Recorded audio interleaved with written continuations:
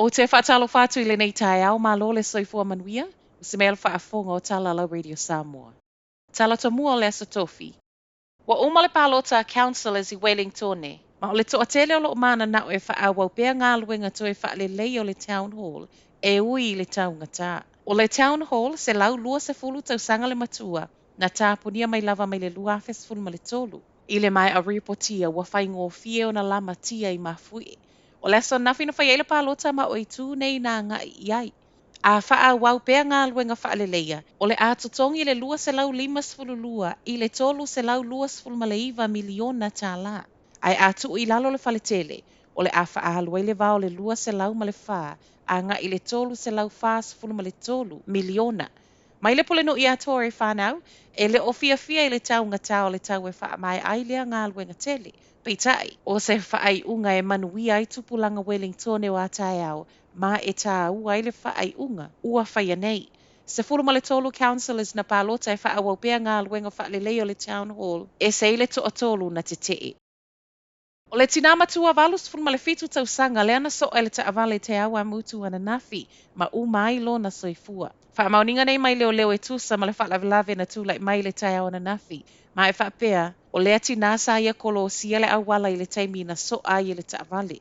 Ta ua mai ei fo ia leo leo e le I whaingofia I tangata na moli mawina lea whaalawelave, ma o leo lo ofo mai ei fo I le fesoa soani e ala I le wala au o le victim support. O le tele o sailingi sa whaongai longo I tsunami I Aukilani, o leo le ale to e whaongai na mai le whaai ungo le tausanga. Mai le ulua I aso o te sema o leo le ale to e ola ma ave e sea sailingi nei o lo ia I Albany, Rodney whaapea wai tākere. Saunoanga le sui o le Auckland Emergency Management I tala le News Hub. E le o to e te le se au ngā o sailingi nei whaatu sai le system fo, le ai whaongai telefoni whi ave hai. O na o le tele o sailingi a le ngā o ia e whaaleanga ina. O se fuafuanga e au fiaina o sailingi tuai I Aukilani, ma ele o au fiai sailingi o re ua lea whaato a whaapipii I le tausanga lua whelua se fulu. O le ave e se o sailingi tuai nei I Aukilani na mua I pasi e le Civil Defence, ma le Emergency Management Committee I le masina o se tema. Ua moomia se whainga vave e sui ai le tūlafono tau lai tangata o loo momoe I le taulanga I Aukilani, whaapeai ma I lātou e tāngo fia fuala au whaasaina. Ana onga leo la au whai pisinisi le taulanga I Aukilani a o whaatitele a mionga le pūlea, ma whaawawa I peo na tā pāle fesoa soani a leo leo. Wa whai mai le asosio lo wa aia pisinisi le taulanga I Aukilani, ua moomia vave le sui o le tūlafono, ina ia maua le council le malo si anga. E na te whaasai na itangata mai le taulanga pe a whaatupu vevesi.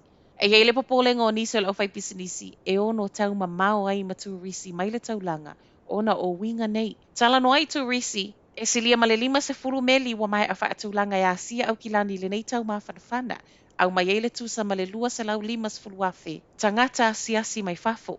E se mai tangata no nofo I lungo le awala, ua ripotia le to atele o tangata toe ti poti mai au se tali o lo no nofo I fale nofo tutongi le taulanga. Ma o I lātou nei whaato ao mai lava I fafo I taimi fe whaataua I eifuala au whaasaina, po o inu ngā awa foi.